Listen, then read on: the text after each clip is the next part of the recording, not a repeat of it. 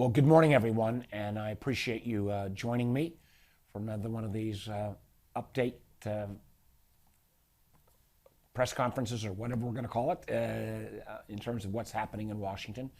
There are 3 or 4 items that I want to touch on, and then I'll be happy to take your questions. First, I think we may have dodged another bullet in terms of the challenges around the debt ceiling. There was agreement reached between the Democrats and Republicans. The House sent over legislation late last night that will allow the debt ceiling to be raised basically for another year plus on a one-time basis without going through all the normal procedural hurdles. I have to say, though, that this is crazy that we even have this debt ceiling vote on a regular basis. There's no other industrial nation in the world that requires their legislature to vote on debt that their national governments incurred after the fact. I mean, the crazy thing about the debt ceiling in America is this is money we've already spent that we're retroactively, in a sense, approving. We've already put it on the credit card, and now we're going to go ahead and say we're going to actually pay our bills. We should get rid of this tool. When the Republicans were in charge, they wanted to get rid of it. Now the Democrats are in charge, they want to get rid of it. It's like giving a live hand grenade to irresponsible politicians. So while we've got a solution for the next year, this is an issue that comes back on a regular basis and frankly should be taken out of our system. But good news there. Combined with that, something that's critically important to Virginia was the passage of the defense bill. Unfortunately, we didn't get as many amendment process because, again, some of the sausage making in the Senate. But this defense bill passage, which has passed the House, now will come back and the Senate will endorse it as well, is really important for Virginia. It's got a 2.7% pay raise for all our active duty military. It ensures additional investments in our ship repair, which are critically important for Hampton Roads, continues to move forward on our submarine purchases, again, critically important for national defense and Hampton Roads, has been willing to take on issues around changing our military justice system to take on sexual assault, an issue that I know Tim Kaine and I and others have been working on for some time. So net, a very positive move for Virginia, and again, something the Senate will confirm over the next couple of days, and then it'll go to the president. Also today that's relevant are a series of hearings that are being held in the Commerce Committee. I'm not a member, but it is an area around tech regulation, big tech regulation, social media regulation, that is long overdue. I think one of Congress's biggest failings over the last 3 or 4 years has been the fact that even though we've known that these social media companies, while they provide many benefits, they also have a dark underbelly. We first discovered this after the 2016 election when we saw Russia using platforms like Facebook to interfere in our electoral process. We've seen whistleblowers, again, with Facebook and other social media platforms, talk about how these platforms manipulate, particularly young people, with horrible healthcare outcomes, with horrible mental health outcomes. And the idea that these largest companies in our country are going to self-regulate, I think is a bit of a fool's errand. So there's 4 areas, and I've been working on this, as most of you know, for many years. It's been frustrating because many of these are bipartisan that we haven't been able to actually get stuff done. But there are 4 areas of potential regulation that I think we need to put in place. First is privacy legislation. We have not passed national privacy legislation in terms of social media. The Europeans already have. We in Virginia actually have passed a privacy bill at the state level. California has, but the federal government still has not acted in that area, and we need to act. It's frankly a little embarrassing that we've not. Second, and this is one of the areas I want to talk about, is how we can add more competition in this space. For example, I've got legislation that would allow data portability, how you move from, if you're tired of how Facebook treats you, how can you move all your data easily to another platform and still be interoperable with folks who remain on the old platform. I've got legislation that says if Facebook and Amazon and Google want to take all your personal information and monetize it, that should be allowed, but you as a consumer should know how much your data is worth. I think that would bring about a different model and frankly, inform consumers, because in many cases, we are not the customers on these platforms, we're the product, but I think that data valuation is terribly important. A third area, and this is where I'm reintroducing bipartisan, bicameral legislation today called the Detour Act.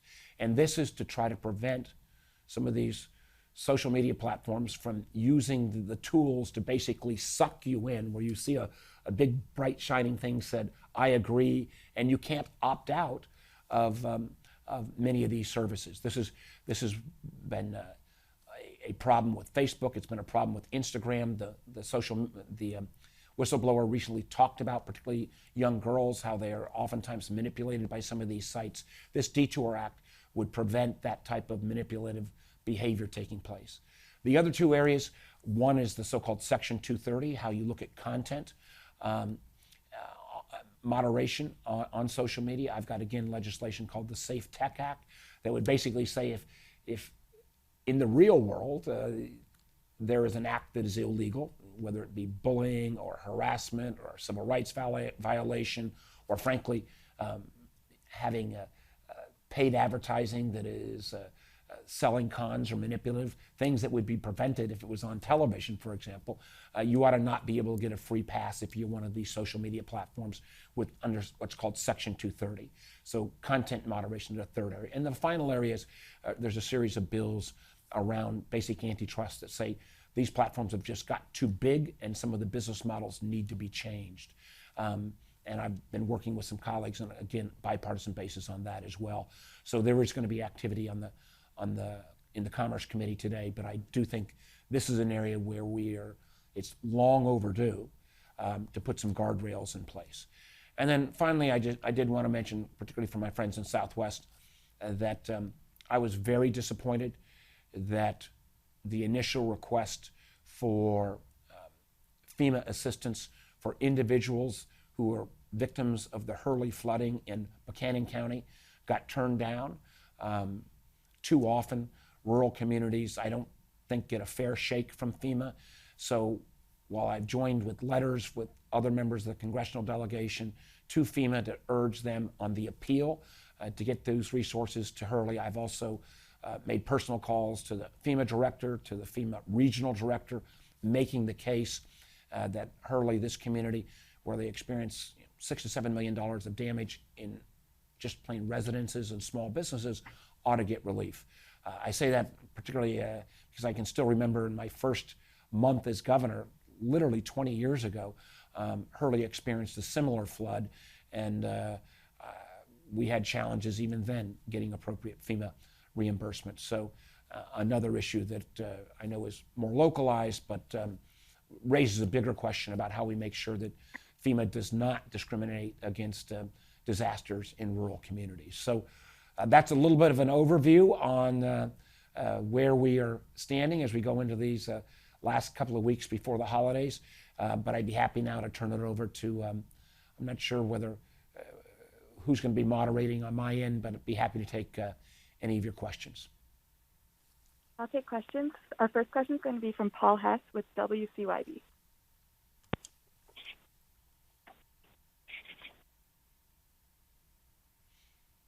Paul, are you there? Okay, we're going to move on to Joe Thomas from WCHV. Good morning, Senator Warner, and I hope you're having a happy holiday season. It sounds positive. Will you be reaching out to former President Trump for his social media platform, it sounds like?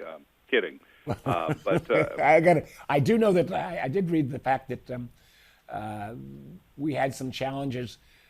We were completely in agreement on a bipartisan basis on the intelligence authorization bill being attached to the defense bill, something terribly important for Virginia and important for national security. And there was one person that held out on that, and that was the ranking member on the House Intelligence Committee, Devin Nunes. I now understand why, since I believe he's joining Joe, President Trump's new media firm. Well, it sounds like you're going to, help make sure the field is cleared so they can get started there. But seriously, I wanted to ask about the Build Back Better negotiations. You were on Varney and Company last week talking about the pay-fors. It sounded like you were sort of setting the tone that, if you weren't happy with it, you might join Joe Manchin in opposing some of this stuff. Last time we spoke, you mentioned a 7% gross profits or gross receipts tax on businesses. Right now, even the conservative estimates say it's $2.4 trillion. I was just reading USA Today. A committee for a responsible federal budget said it's not as high as people say, but it's more like $2.4 trillion in costs. Where are you right now with the pay-fors of this plan? Well, Joe, first of all, I actually believe Senator Manchin that he's not going to support a plan that's more than $1.75 trillion. And again, that's over a 10-year period. I don't believe it will be inflationary. I think if the inflation activities that the federal government may have caused in terms of COVID relief under both Trump and Biden, we've already spent that money. I do think the $1.75 trillion, that's the size of the package that Senator Manchin has said, and I think he's putting that cap makes some sense. I also, continue to work through on the pay-fors. I know some of these outside groups are saying it could cost more, or there could be this cliff effect where you start a program and then it ends after a year. But I think we got to stay with the referee that Congress always uses, the Congressional Budget Office, and their analysis says this bill is paid for. I'm still going through, and Joe, you know me pretty well, on the detail basis on some of these tax changes that will pay for this. I want to make sure it is not an undue burden, that it honors President Biden's commitment that nobody under $400,000 is going to see a tax increase. Matter of fact, they'll see a tax break on certain things like the child tax credit. But I got a little more work to do on that. I frankly wish that the Senate would have endorsed Biden and the House's original proposal, which was, let's go ahead and raise corporate rates and raise the capital gains on a reasonable basis, 25% on corporate, 28% on capital gains, which I think business had all agreed on, or for the most part. Senator Sinema did not want us to go that direction, so we're working through some more technical changes. There's a lot of parts of the tax code that frankly are too complicated, where people need to be paying, frankly, what they already owe, just their fair share. But the devil's in the details, and I've got some more work to do on that, Joe, before I do a full sign-off. So you'll let us know though when you've got to that point. Yeah, I'm my intention is to be supportive of this legislation, because I do believe the provisions around climate change or the ability to get people back to work, particularly women in the workforce, is so needed because of childcare and because of the investments we'd make in universal preschool. I think this is a pro-growth bill on both of those items, and but how we pay for it is the portion that I'm still working through some of the details. Thank you. We're going to move on to Rachel Hirschmeyer from NBC 29. Hey, Senator Warner, thanks so much for doing this. So I have two very different questions, so Sure. I can repeat them if you forget one of them. While more issues seem to be addressed in Charlottesville and Albemarle County, they're still going on in Troy and Crozet. Do you have any plans to continue pushing USPS in Central Virginia? And then my second question is, Charlottesville is now home to many Afghan SIVs who are now trying to get their family members safely to the U.S. Does Congress have any plans to help with the costs associated with sponsoring Afghan family members who are trying to come to Virginia? Let me take them in order. One, I hear regularly from folks in the Charlottesville area about the delays in mail delivery. And I do think my continuing focus on this issue has gotten some results. The Charlottesville Post Office has hired, as of the last time I was there, about 20 new carriers. There was another 20 that I believe roughly that were in the process of being hired, and there was a number of additional Postal Service workers that were being transferred, at least for the holiday season, to make sure that we get through the Christmas rush. Good news is many of the post offices in the region have seen improvement, but I have heard that there still continues to be challenges about Crozet, and I'm going to follow up on that and try to get an answer on if more of these carriers and some of this surge is taking place in the other post offices in the region. Why is there still this level of delay on Crozet? And I hope to have an answer for the community over the next couple of days.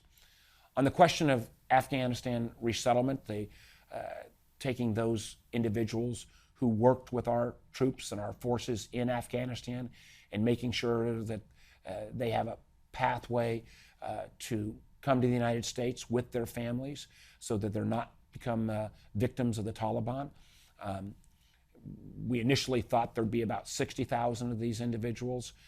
Frankly, there's been a lot more because somebody who's that individual who might have been a translator has been showing up not just with their immediate family, but with some of their extended family.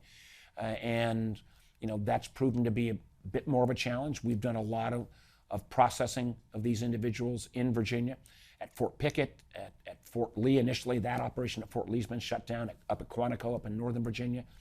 And we're trying to make sure we get these folks resettled in communities around Virginia, around the country. And one of the things that we were able to get in the defense bill was an additional, I believe it was $8 billion to help on the resettlement costs. How do we make sure that these folks, that the communities that are taking these folks in, that there's some support for those communities? How do we make sure, for example, as we serviced these folks at Fort Pickett or in Quantico, there's been extra burdens on some of the local hospitals so that we get some of that relief. So I think we are moving through this process. A number of folks have already been resettled. I got a report on this just the other day that the numbers of Afghans that were still in a transit spot, say someplace in the Middle East, UAE or Qatar, those numbers are down dramatically. They're down to just a few hundred.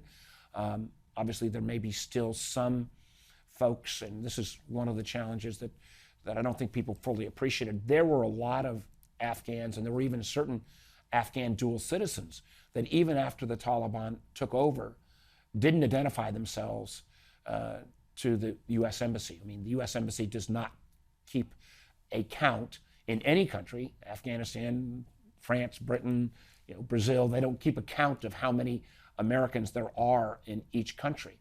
But there were a number of dual citizens in Afghanistan that didn't identify or didn't indicate to the embassy that they wanted to leave Afghanistan, even after the Taliban took over. But we are seeing, now months after the Taliban taking over, some individuals identifying and trying to leave the country. There have been some continued efforts to get those folks out. We're going to keep pressing that, mostly through commercial flights into certain Middle East countries. So I think we're still making some progress there, but I think the overall, the vast number of the Afghans that we've needed to help are in this country, maybe still going through the processing centers like at Fort Pickett or up at Quantico, I think the largest facilities down in Texas. And there is additional money, again, I think $8 billion in the defense bill to help that resettlement process. All right, thank you. We're going to move on to Paige Meyer from ABC 13. Good morning. Thank you, Senator Warner, for holding this today. Over the past few weeks, we've heard a lot of talk around increasing law enforcement and teacher pay. Is there anything being done on a federal level to help make this happen? Well, one of the reasons that Virginia can afford to potentially bump up teacher pay or bump up law enforcement pay, both of which I support, the reason why Governor Northam and the legislature can afford to do this, one is our economy stayed strong, but the most immediate reason is that back in March, when President Biden signed the American Rescue Plan, that provided $4.3 $3 billion in money directly to the Commonwealth, another close to $3 billion to local governments across the Commonwealth, and over $2 billion to Virginia's K-12 school systems across the Commonwealth. You add that on top of a place where Virginia was already running a bit of a surplus, and those federal dollars have already been sent out to the state, and I hope the governor goes ahead and gives a teacher pay increase. I saw that he suggested about a 10% pay increase, and I know there will be, I hope there'll be some efforts to increase our pay to our law enforcement. But though, the federal government's already made their contribution on that. I would simply add one other thing.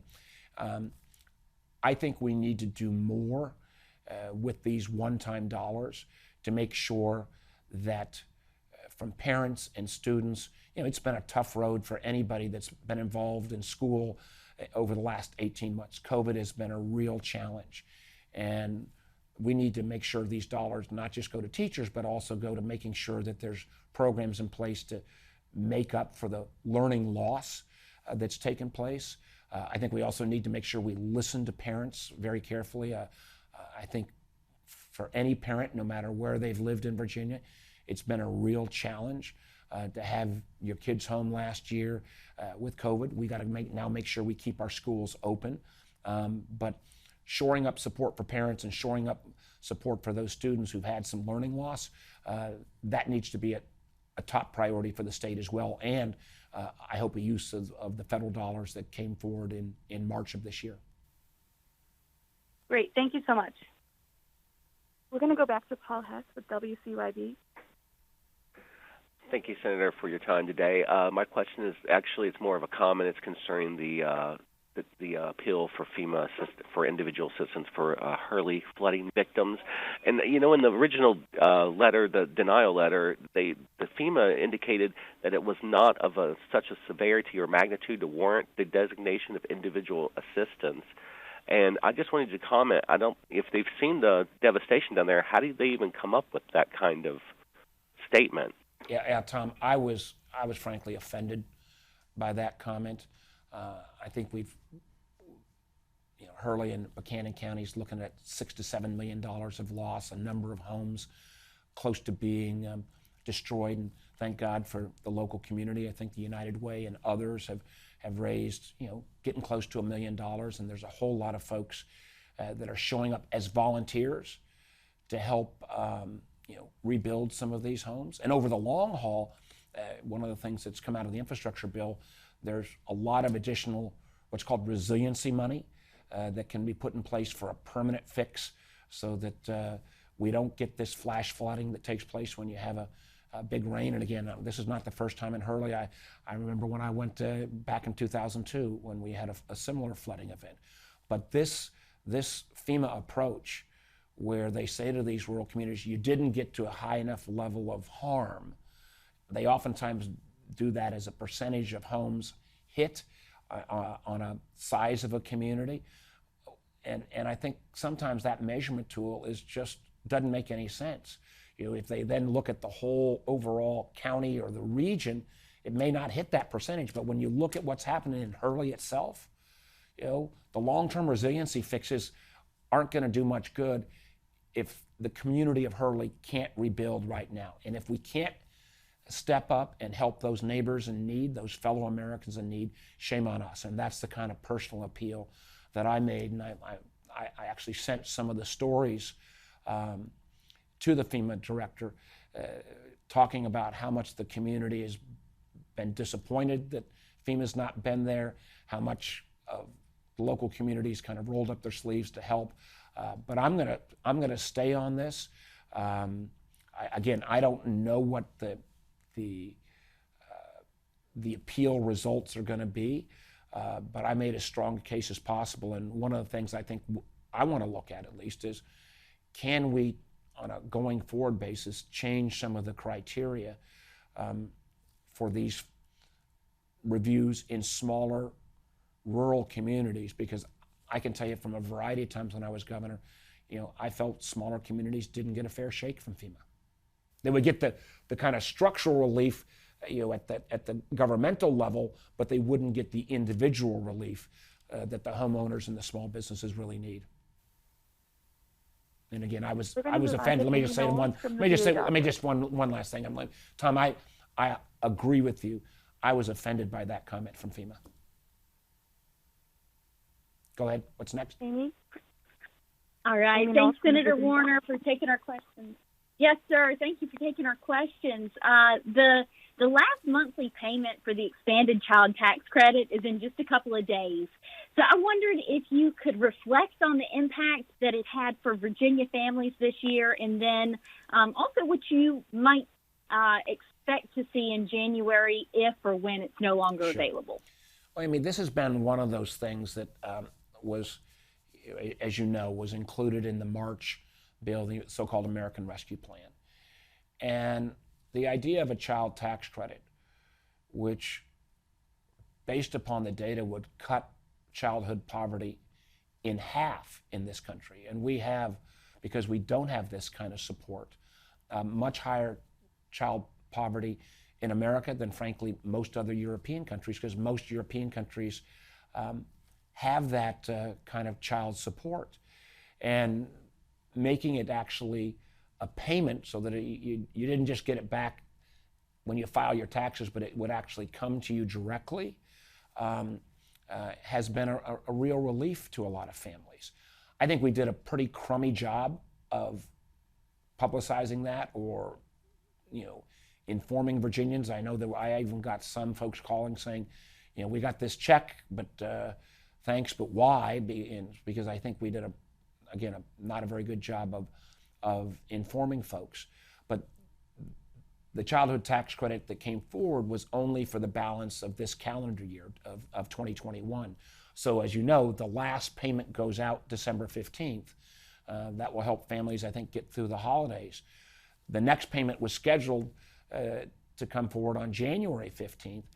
And it's one of the reasons why I think we need to pass the second half of the president's agenda, the Build Back Better, which would continue these child tax credit supports, which in a sense is a tax cut for working families,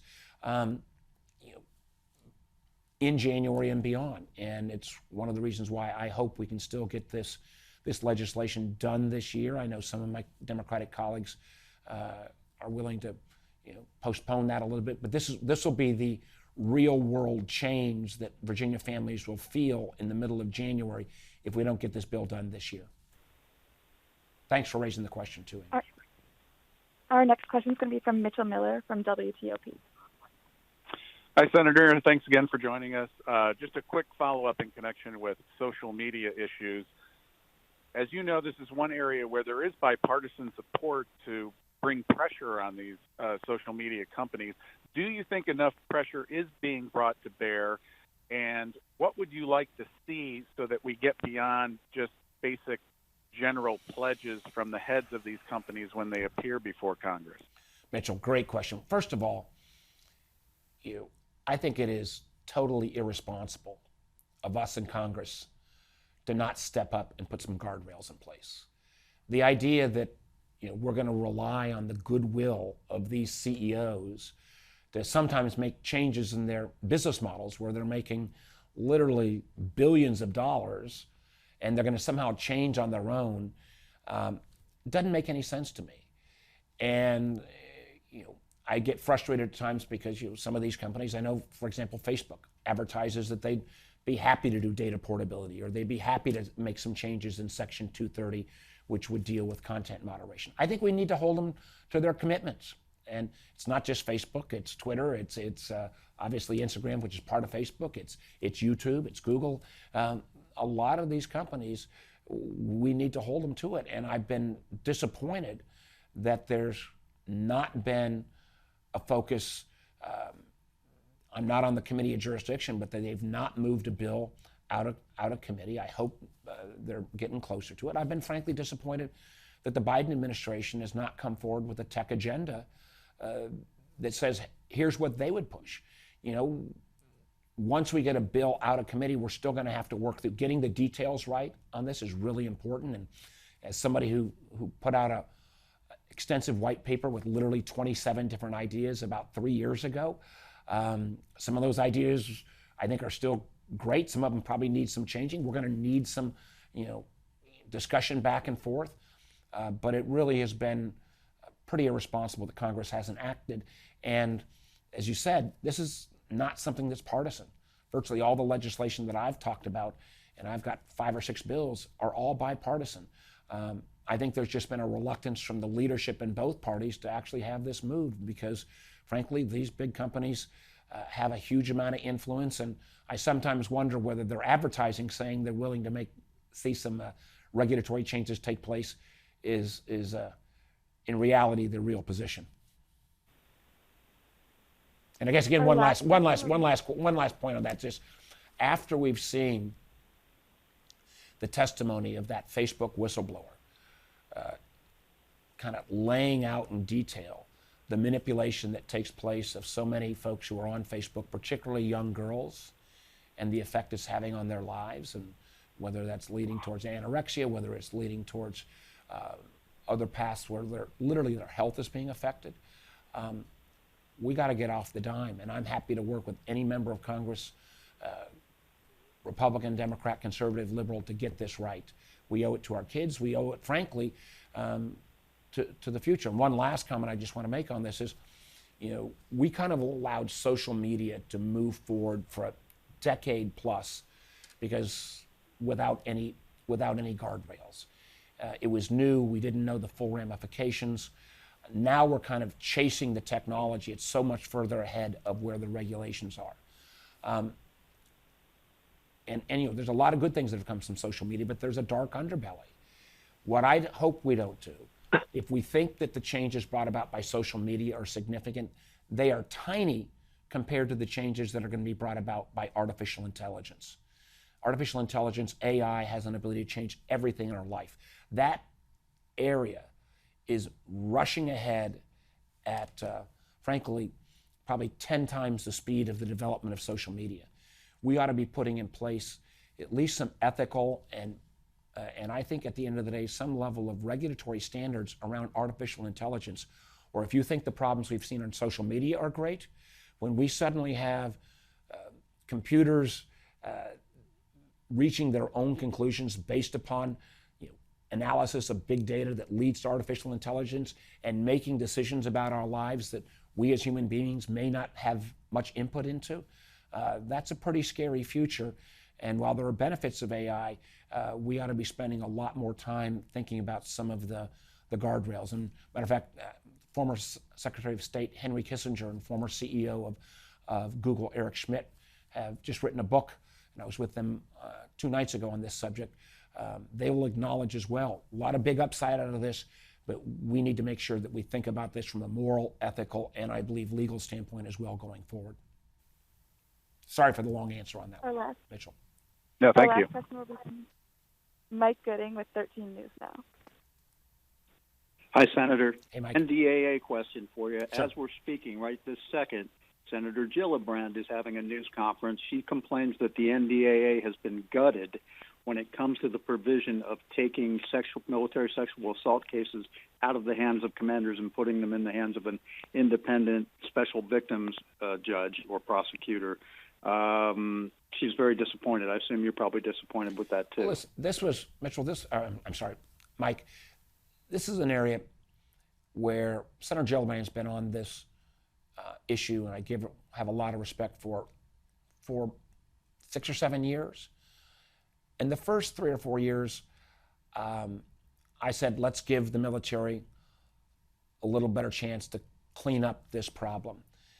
And I think the military made some improvements, but we still saw a disproportionate number of particularly sexual assault cases that weren't being handled, I think, in an appropriate way. So the lack of the military making progress, I think, moved a lot of us. I think my colleague Tim Kaine was in the same spot where over the last couple of years, we've joined Senator Gillibrand, and we've seen her support in the Senate go up to large numbers. I'm disappointed that we didn't get everything that Senator Gillibrand was looking for, but there are still provisions about sexual assault that make some of the changes around the chain of command. So not as much as we'd like, not as much as I think we would have gotten in the bill if we'd had a full amendment process on the defense bill. But I think there are some provisions still included. I think there's do more, and it's one of the reasons why on the defense authorization bill, which historically has always been a time where it gets fully debated, both sides get to offer amendments. It's kind of the good old days where you actually legislate. Unfortunately, there were a few members that didn't get the amendments they wanted, and they basically could throw a monkey wrench into the whole process, and there was no amendment process or open amendment process on this. It ended up going back to the House, and certain things were added, but it was a pretty opaque process.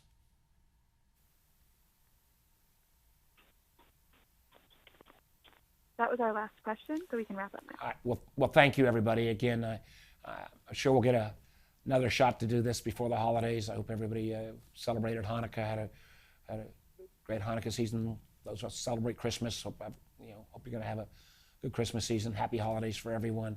I hope that actually come Christmas Eve, I'll be home with my family as opposed to here voting on a Build Back Better plan, but only time will tell. So thanks again for tuning in. I'm sure we'll do another of these before the holidays are upon us. Thanks so much, everybody.